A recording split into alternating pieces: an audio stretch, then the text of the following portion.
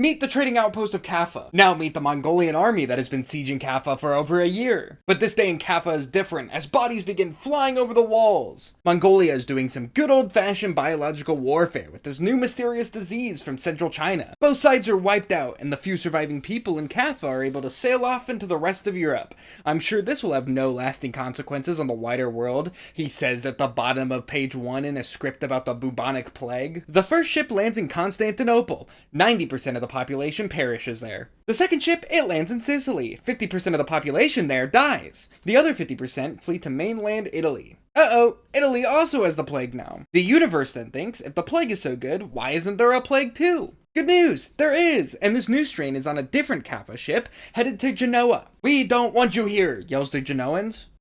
Says the crew of the ship, because they're already dead. The ship is attacked and lit on fire, but the country is infected anyways. Good news, Plague 2 has been released in Italy. Bad news, Plague 1 was still running rampant in Italy. They couldn't deal with the first, let alone the second.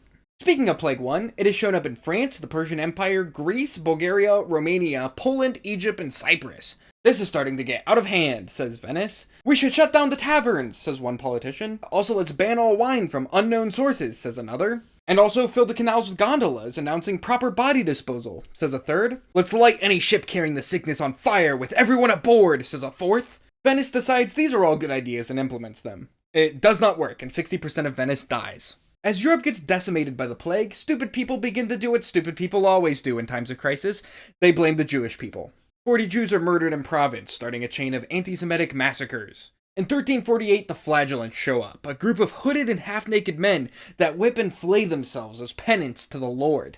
They do this 3 times a day for 33 days before moving to the next town. Okay, they may sound silly, but they're also violently anti-Semitic. Meanwhile, Britain is feeling all high and mighty because they're an island and the plague can't cross the water. But they forget boats exist, and the plague enters Britain through a port.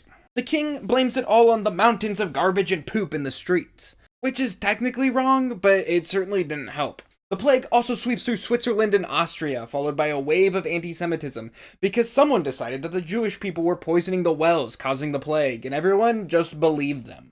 This leads to the worst massacre of the Jewish people on Valentine's Day in 1349, where 2,000 people were burned alive, only to be outdone a few months later when 3,000 Jewish people were killed while trying to defend themselves from an army of Christians. All this leads to Poland and Marseilles to declare themselves a safe haven for Jews, sparking a mass migration. Now, back to a much lighter topic of England giving everyone around them the plague.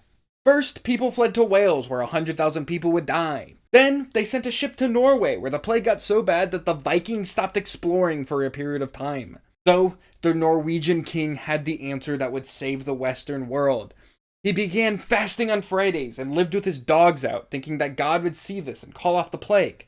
Even though he gave his feet away for free, 2 of his brothers were killed and the plague spread to Russia, Denmark, and Sweden. I'll interrupt this plague coverage with one of the biggest chokes in history. We are only a few months out from the end of the Black Death, and Scotland has avoided it almost entirely. They were feeling all smug and figured that this was their chance to finally take over England.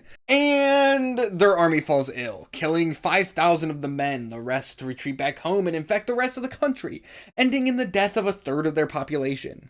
Just a few months later in 1351, just 5 years after the plague hit Mongolia, the plague would finally peter out. In the end, 210 Jewish communities were wiped out. Half of Europe was dead, and those who did survive were dispersed all around the continent after fleeing sickness. This did leave a lack of workers, leading to a massive increase in wages. Something to help out the peasant class, you say? Well, we can't have that, can we? We will enact a minimum wage and more taxes for the peasants. There is no way that this leads to some sort of peasant revolution.